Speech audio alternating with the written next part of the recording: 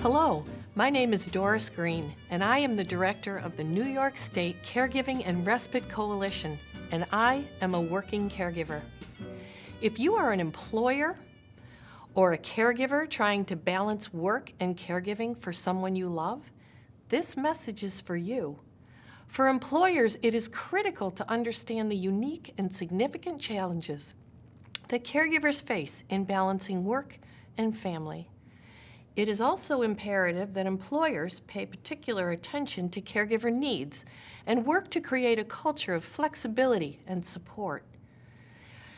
It is equally important that caregivers understand how work and caregiving responsibilities impact their own health and well-being. A caregiver can be a family member, a friend, or a neighbor to a child or adult with special needs. There are an estimated 4.1 million caregivers in New York State who provide 2.68 billion hours of informal, unpaid care. If paid for at market rate, the cost of the care would be $32 billion annually. In the U.S. today, 1 in 6 employees spends an average of 20 hours a week providing care for a loved one. Caregiving costs U.S. businesses an estimated $50 billion a year in lost productivity. I am nearing retirement age, and I am raising my 7-year-old granddaughter due to my daughter's long-standing drug addiction. So in addition to my granddaughter's needs, I spend a significant amount of time supporting and coaching my daughter on what it means to be a parent to a child who has experienced trauma. For many caregivers, in many different circumstances, managing family dynamics and trying to do their best to provide care is emotionally and mentally exhausting.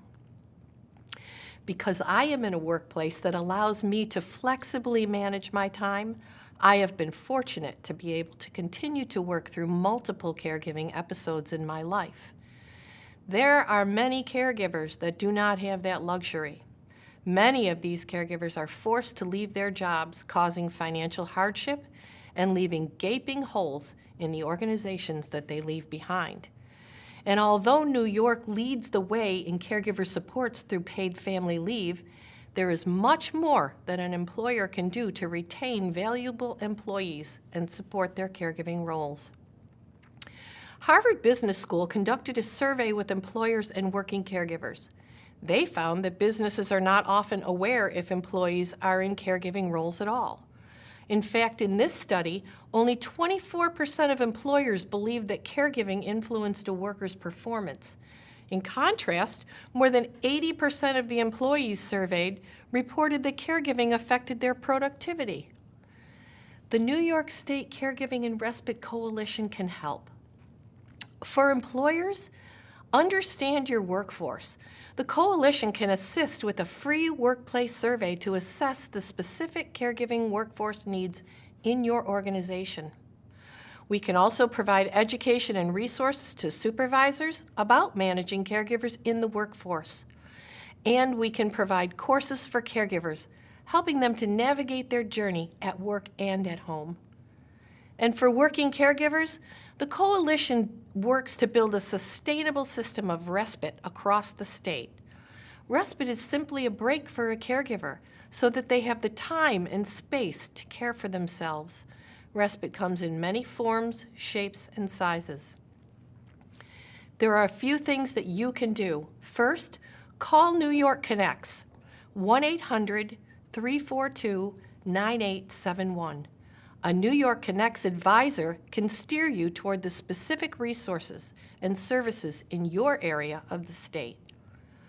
Find respite for yourself, either through New York Connects or reach out to a family member, friends, and neighbors to help you. In many cases, people are just waiting to be asked if and how they can help. There are many resources available on the NYSERC website at nyscrc.org, including financial assistance information to help you pay for respite services. Look, caregiving isn't easy. I know that as well as anyone. given my own situation, but no one needs to go it alone. Let us help you, or help you to help someone else. Please reach out today.